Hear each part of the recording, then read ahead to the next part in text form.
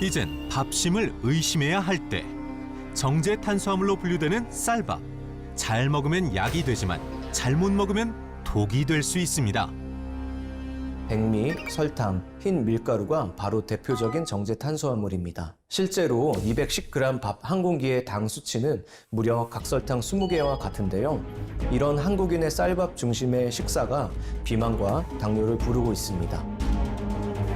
당 함량이 높은 정제 탄수화물의 공격에 비만과 당뇨의 굴레에 빠진 여성의 안타까운 사연. 모르겠어요. 밥을 먹었는데도 입이 자꾸 당겨요. 입이 자꾸 뭘 먹을 걸 찾게 되고 이번에 보니까 당뇨 전 단계로 나왔더라고요. 끊을 수 없는 탄수화물의 유혹.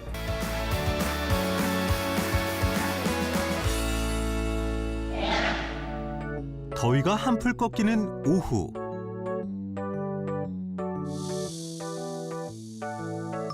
딸과 함께 매일 운동을 나온다는 한 여성을 만났습니다.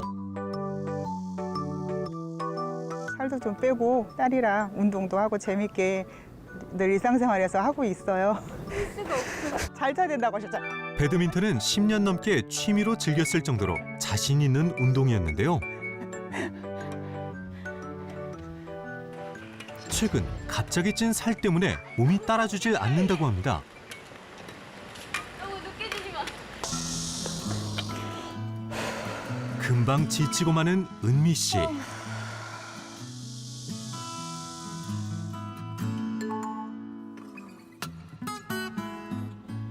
몰라 너무 힘들어. 좀 쉬자. 언제부턴가 운동조차 쉽지 않은 상황. 매일 운동을 해도 몸무게는 꿈쩍도 하지 않는다는데요.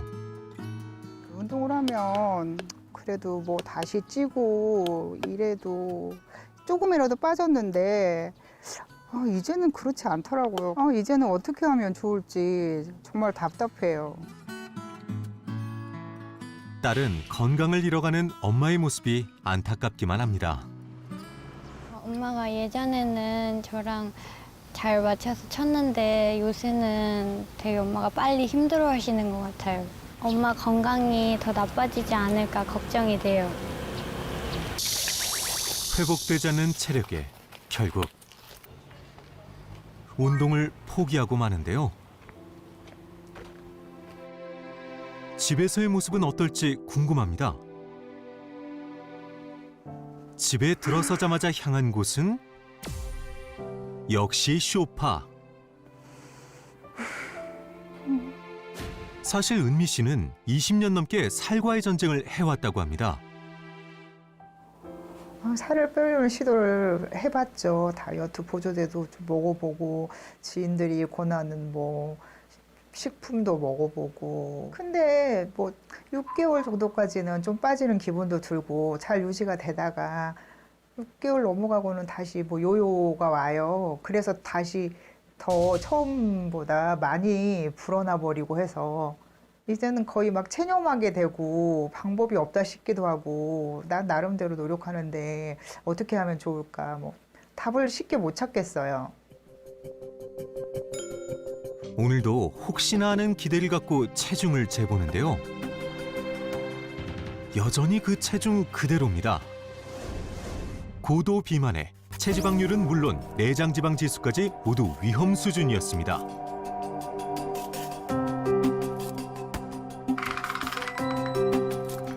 요즘 들어 특히 뱃살이 많이 늘었다는 은미 씨. 허리둘레가 무려 100cm입니다. 몸무게는 매일 체크해요. 아침 저녁으로 2번씩 재는데 사실은 보고 싶지 않아서 숫자를 안 봐요. 좀 받아들여지지가 않아요. 걱정도 되고 심각하네요. 도무지 빠지지 않는 살 때문에 삶의 의욕도 떨어졌다는데요.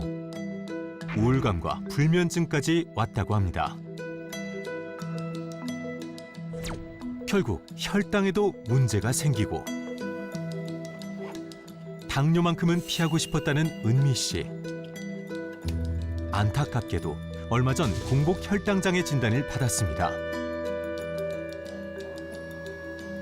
현재 공복 혈당은 평균 수치를 훌쩍 넘어섰고 조절도 안 되는 상황이었습니다. 비만과 혈당 장애로 무너진 일상. 평소 하던 집안일에도 쉽게 피로가 몰려온다는데요.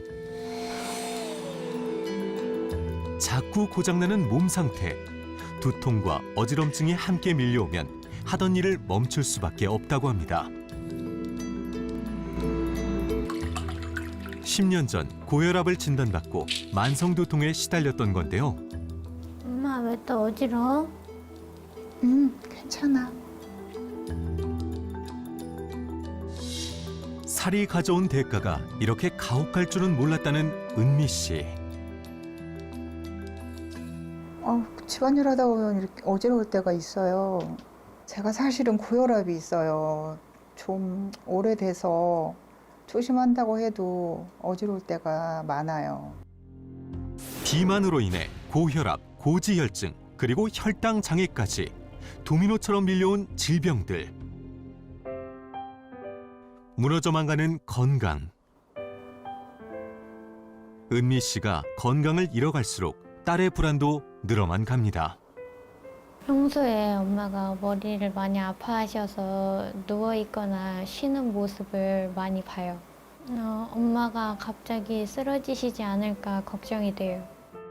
제가 사실은 최근 몇 년 전에 가족 중에 한 분을 위암 재발로 잃었어요.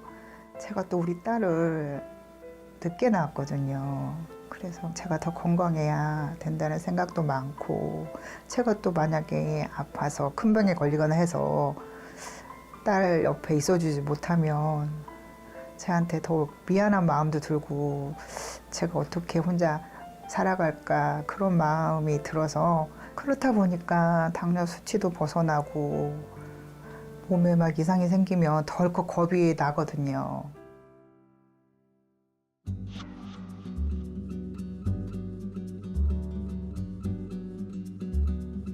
딸을 위해서라도 살을 빼고 싶은 은미 씨.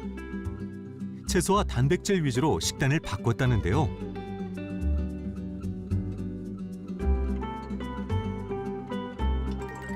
성장기 딸을 위한 밥상은 따로 준비합니다.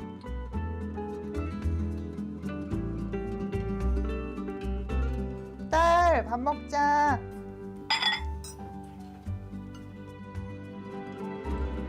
특별한 모녀의 식탁이 완성되었는데요. 딸을 위한 일반식, 은미 씨의 다이어트식, 비교가 되시죠? 다이어트 해야 돼서 아침하고 점심은 채소, 닭가슴살, 달걀 그 정도 먹고 있고요. 대신에 저녁은 어느 정도 차려서 먹고 있어요.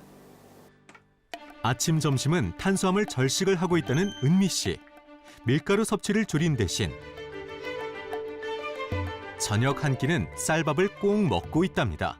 양을 적게 조절해서 말이죠. 평소 흰 쌀밥을 워낙 좋아하던 터라 양을 줄이는 게 쉽지 않은데요. 몇 숟가락 뜨자 금세 동이 난 밥. 식사가 끝났는데도 좀처럼 자리를 뜨지 못하는데요. 결국 밥의 유혹을 이기지 못하고, 아이고, 이래도 되는 건가요? 아니 엄마, 그럴 거면 처음부터 많이 갖다 먹든가. 알았어. 밥만 먹었다 하면 없던 식욕이 살아난다는 은미 씨. 혹 그녀의 건강에 다른 문제가 있는 건 아닐지 현재 상태를 알아보기 위해 정밀 검사를 받아봤습니다. 과연 결과는 어떻게 나왔을까요? 안녕하세요. 콜레스테롤 수치가 많이 높으셨어요. 그래요? 네, 그 콜레스테롤 중에서도 중성지방, 네, 중성지방이 이제 안 좋은데, 여기에다가 이제 이대로 방치가 되면은 당까지 올라가면서 당뇨까지 오게 되면, 우습네요. 네, 그때는 정말로 그 돌이킬 수 없는 혈관 질환에 올 수가 있기 때문에 그런 부분들에 대해서 반드시 개선을 하셔야 될 것 같습니다. 노력을 했는데도 체중과 혈당 조절이 안 되는 상황. 평소 식단에 문제가 있는 건 아닌지 확인을 해보기로 했습니다. 식사량도 적당하시고요. 그리고 단백질, 식이섬유 등 영양소도 고루 갖춰 드시려고 노력하신 것 같습니다. 그런데 한 가지 아쉬운 게 있습니다. 보니까 흰쌀밥, 즉 정제된 도정미만 드시더라고요. 흰쌀밥은 정제 탄수화물로 당 함량이 높고 소화가 빨리 되는 비만과 당뇨 환자의 경우 주의해서 먹어야 하는 식품입니다. 당 함량이 적은 곡물을 섞어 드시는 것이 혈당 관리와 체중 관리에 도움을 줄 수 있습니다. 과도한 정제 탄수화물 섭취는 계속해서 탄수화물을 찾게 되는 중독과 악순환에 빠지게 되는데요. 정제 탄수화물의 유혹, 벗어날 방법은 없는 걸까요? 여기 그 유혹에서 벗어나지 못해 비만과 질병의 굴레에 빠진 여성이 있습니다. 오늘의 주인공 김희진 씨. 궂은 날씨에도 운동하러 나온 이유가 있다는데요. 살이 갑자기 한 20kg 쪄서 비가 오나 눈이 오나 좀 운동을 매일같이 하려고 나오고 있어. 좀 힘들어요. 얼마 걷지 못하고 앉을 자리를 찾는 그녀. 연습 좀 쉬어가야겠다. 특히 배에 집중된 살이 고민이라고 합니다. 이놈살 언제 빠지나. 원래도 이렇게 통통하신 체형이었어요? 아니에요. 젊었을 때는 날씬했고 텔레비에 나가보라 영화배우 같단 이런 소리도 많이 들었어요. 이거 보세요. 뭐야? 굉장히 날씬하시네요. 네. 달라 보이죠? 이때는 정말 이뻤다. 내가 봤던 날씬한 것 같은데. 그립다. 리즈 시절을 잃어버린 건 식습관 때문이었습니다. 과거 스트레스를 탄수화물 폭식으로 풀었던 그녀. 먹는 걸 도저히 멈출 수 없었다는데요. 그 당시 때는 칼국수, 부침개 이런 걸 계속 먹었던 것 같아요. 한 1년 정도. 그러니까 이렇게 배에 살이 쪄가지고 살이 안 빠지는 것 같아요. 날씬하고 꿈 많던 그녀. 하지만 세월의 흐름만큼 살은 계속해서 불어났고 건강도 망가졌습니다.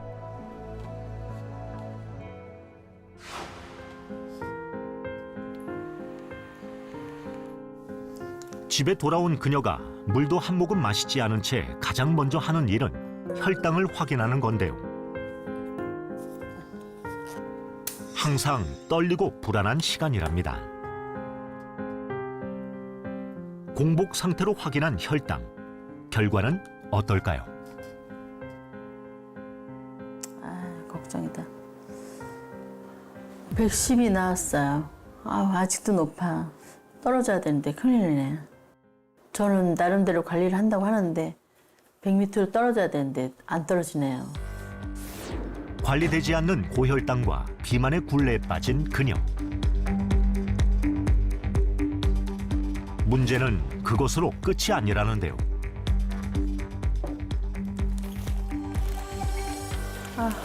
약이 이렇게 많아요. 이건 당뇨약, 혈압약, 고지혈약, 내기능 개성제 이렇게 다 많이 먹어요. 한 가지 비만이 오니까 혈압도 오고 고지혈도 오고 머리도 좀 답답하고 큰일이네요. 살이 찌며 진단받은 대사질환과 다발성 혈관 질환, 50대 나이에 잔인한 지옥의 병, 치매까지 걱정할 정도라고 하는데요. 최근에는 눈이 침침하고 시야가 흐릿해지는 이상 증세까지 나타나 하루하루가 괴롭다는 그녀. 혹시 당뇨 합병증은 아닐지 두렵기까지 하답니다. 그렇다면 평소 식습관은 어떨까요? 지금은 건강한 식단으로 바꿨다는 희진 씨. 하지만 과거에는 좀 달랐다고 하는데요. 예전에는 바쁘고 시간에 쫓겨서 햄버거, 치킨, 피자, 외식 위주로 많이 해 먹었는데 요즘에는 당 때문에 제가 직접 채소 이런 걸 관리를 좀 해보려고 야채 위주로 많이 하고 있죠. 재료뿐만 아니라 조리법도 건강하게 바꿨답니다. 이제 밥만 준비하면 식사 준비 끝. 그런데 밥이 흰쌀밥입니다. 괜찮은 걸까요? 예전에 현미밥, 잡곡밥 그런 것도 먹어봤는데요. 흰밥을 먹다가 그걸 먹으니까 소화도 잘 안 되고 입이 좀 깔끔깔끔했다는 거나 다시 흰쌀밥으로 다시 먹게 됐어요. 노력을 안 해본 건 아니지만 결국 다시 흰쌀밥을 찾게 됐다는데요. 채소 위주 건강 식단에도 주식만은 바꾸지 못한 그녀. 정제 탄수화물의 과도한 섭취, 괜찮은 걸까요? 얼마 뒤 졸리네. 식사를 마친 희진 씨가 거실로 나오는데요. 아, 밥 먹으니까 이게 졸립네. 아, 머리도 어지럽고. 아유. 최근 식곤증과 어지럼증이 심해 식사 후에는 기본적인 일상생활이 안 될 정도랍니다. 이건 먹고 나면 이제 자꾸 이렇게 늘어지고 왜 이러고 있지? 자꾸 이런 생각이 들기도 하고 정신이 안 나요. 옛날같이. 혹시 혈당 문제인 걸까? 확인 결과 식전에 비해 급격히 오른 수치를 확인할 수 있었는데요. 이렇게 식후에 혈당이 높게 나오면 식전이랑 너무 차이가 많이 나서 혈당 스파이크가 나서 이거 당뇨 관리에 큰 영향이 가는데 정말 어떡하지? 걱정되네요.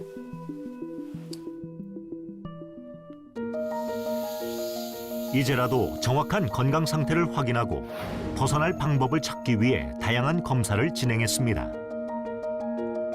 결과는 어떻게 나왔을까요? 이 복부 초음파 검사에서 지방간이 나왔잖아요.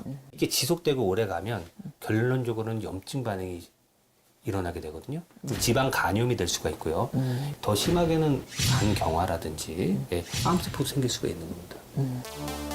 생각지 못한 결과에 놀라움을 감추지 못하는 그녀. 더 큰 문제는 관리되지 않는 혈당이라고 하는데요. 자, 혈당 스파이크가 특히 반복이 될 경우에는 인슐린의 저항성이 아주 높아지게 되죠. 그리고 인슐린 저항성이 높아지면 결국 고혈당 상태가 많아지는 겁니다. 그럼 혈당이 높은 부위는 염증 반응이 쉬워집니다. 그래서 전신으로 우리가 염증 반응이 퍼질 수가 있어요. 더 그게 심해지면 결국 동맥경화를 일으킬 수가 있고요. 그러면 심혈관이라든지 뇌혈관 질환을 일으킬 수가 있습니다. 사망까지 일으킬 수 있는 그런 아주 매우 위험한 상황이기 때문에 철저하게 이 혈당 조절에 신경을 쓰셔야 될 것 같습니다. 당장 관리하지 않으면 생명을 위협할 수 있다는 진단. 상당히 좀 우울감이 확 가슴이 철렁 내려앉고 걱정됐죠. 우울해지고 내가 이 지경까지 왔구나. 선생님이 걱정할 정도로. 내 자신이 또 바뀌어야겠구나. 이런 생각 들죠. 희진 씨를 괴롭히는 비만과 당뇨는 어떤 연관성이 있는 걸까요? 뚱뚱하면 일단 당뇨병을 의심하라는 말이 있듯이 비만은 당뇨병과 밀접한 관련이 있습니다.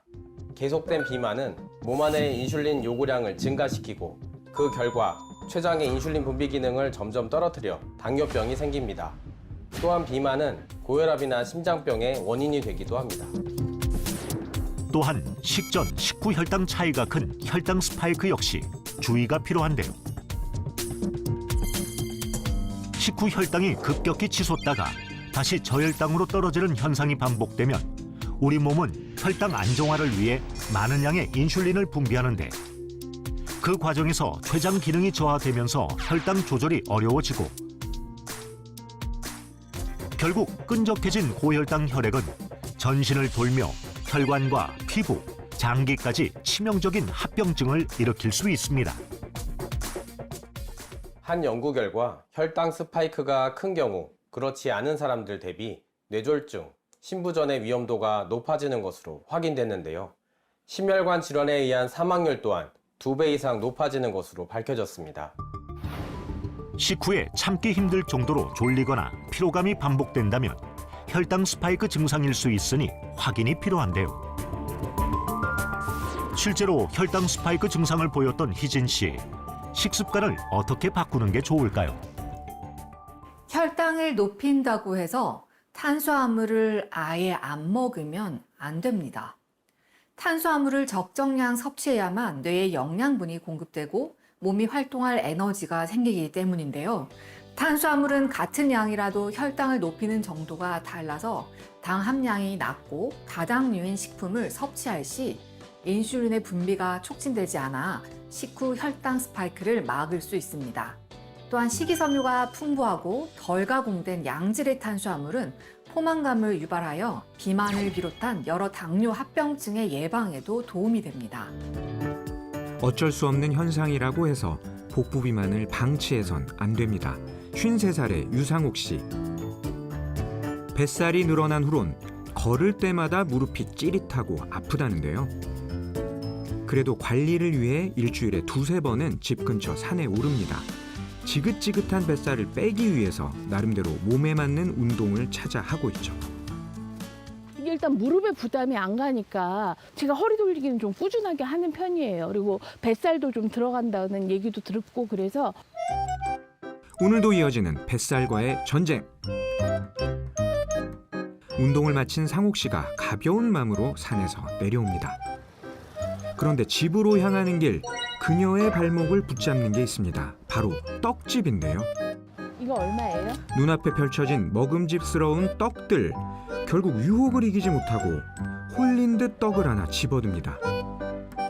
참새가 방앗간 못 잊어 하는 것처럼 꼭 떡집에 들려서 습관적으로 떡을 한 팩씩 사서 먹거든요. 그래서 그 떡을 안 사 먹으려고 어지간히 노력을 하는데 참 견디기 힘들어요. 그래서 번번이 사 먹게 돼요. 운동으로 시작한 외출은 결국 떡으로 마무리됐습니다.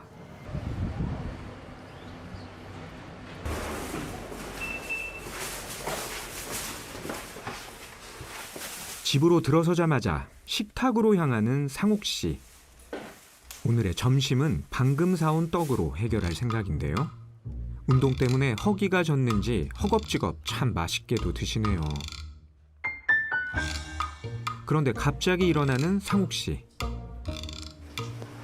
한 손에 떡을 든 채 부엌으로 향하더니 자연스럽게 라면을 꺼냅니다. 아무래도 떡 하나만으로는 부족했나 보네요. 뭐 하시려고요? 라면 끓이지 않으려고 그러잖아요. 네, 떡 드셨잖아요. 아이, 간에 기별도 안 가요. 저는 떡을 먹은 다음에 꼭 라면을 먹어줘야 돼요. 제가 면을 워낙 좋아해가지고 끊어야 되는데 이러고 있어요. 요것만 마지막으로 먹고 끊을 거예요.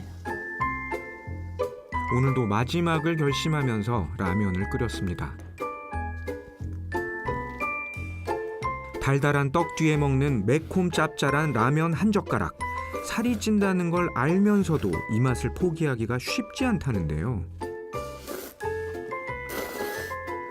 방금 먹은 떡은 잊은 듯 라면 한 그릇을 뚝딱 해치웁니다. 이렇게 한바탕 먹고 나면 나른해지기 마련, 곧바로 소파와 한 몸이 됩니다. 잦은 폭식의 결과는 역시 늘어나는 뱃살이죠.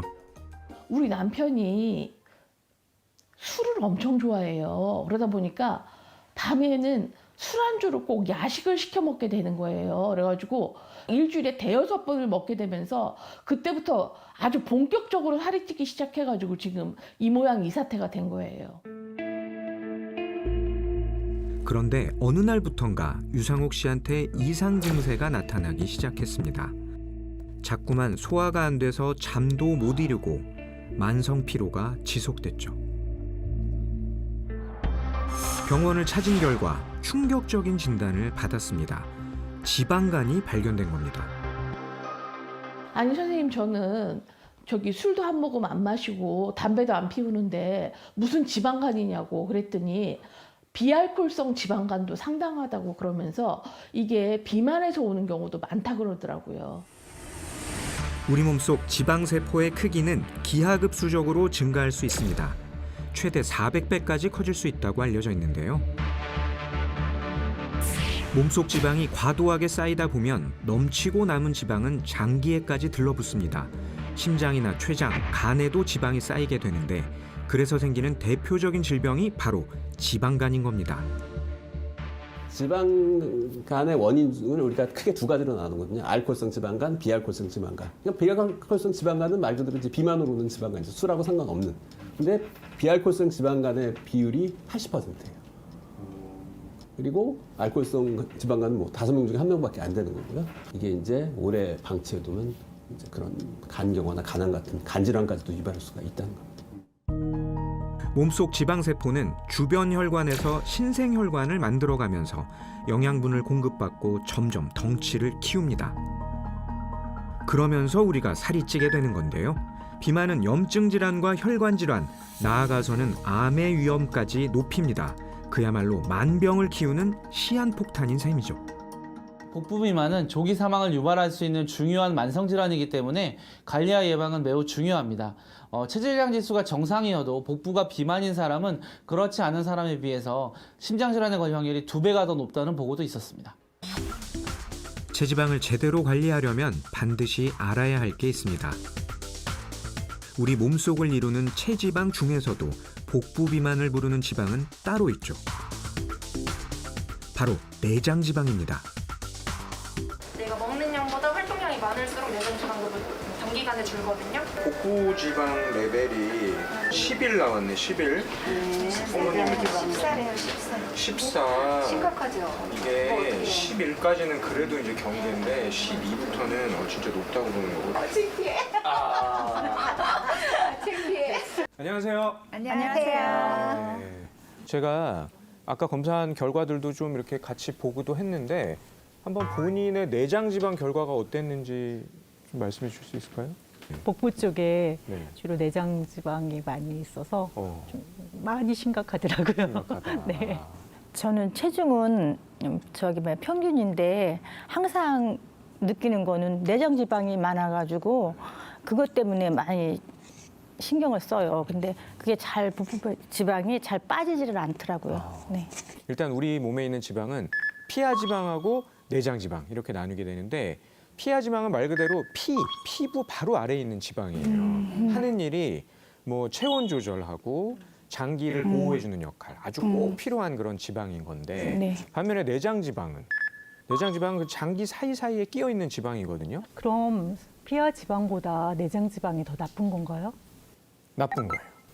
피하 어느 정도 지방이. 나쁜 거냐면은 피하 지방에 비해서 내장 지방이 한 5배 정도 같은 양이면 나쁘다고 보시면 되거든요. 실제로 내장 지방 1kg이 피하 지방 5kg만큼 해를 줄 수 있다. 이렇게 보고 있는 거죠. 이 뱃살을 관리를 해야 되잖아요. 알아야 관리가 될 거 아닙니까? 그래서 제가 오늘은요. 내장 지방 이 뱃살을 얼마나 알고 있는지 이 지식을 드릴 거거든요. OX 퀴즈로 문제를 한번 내보도록 하겠습니다. 내장 지방에 대한 오해와 진실, 여러분도 함께 맞춰보세요. 내장 지방을 빼기 위해서 가장 효과적인 방법은 운동이다. 하나, 둘, 셋. 대부분은 운동을 하면 일단은 지방을 태우게 돼서 내장 지방도 줄어들 것 같아요. 네. 저는 운동도 중요한데 식단도 식이 조절도 필요한 것 같아서. 정답은 정답을 공개하겠습니다. X입니다. 맞아. 보통 우리가 운동을 엄청 많이 하면은 내장 지방이 빠질 거라고 생각하는 경우가 많은데 그렇지가 않을 수 있다라는 거죠. 어떤 연구 결과가 있냐면은 사람들한테 조깅을 시켰는데 일주일 동안 17.6km씩 뛰게 만든 거예요. 이걸 8개월을 뛰게 한 거거든요. 이 정도를 하면은 8개월 동안 어느 정도 뛴 거냐면 563km 정도 뛴 거예요. 서울, 부산보다 더 뛴 거예요. 자, 그랬더니 내장 지방이 얼마나 빠졌느냐? 안 빠졌어. 이런 연구 결과가 있어요. 그러니까 운동하지 말라는 거예요? 네. 혹시 또 화나시거나? 아니요, 안 화났어요. 네.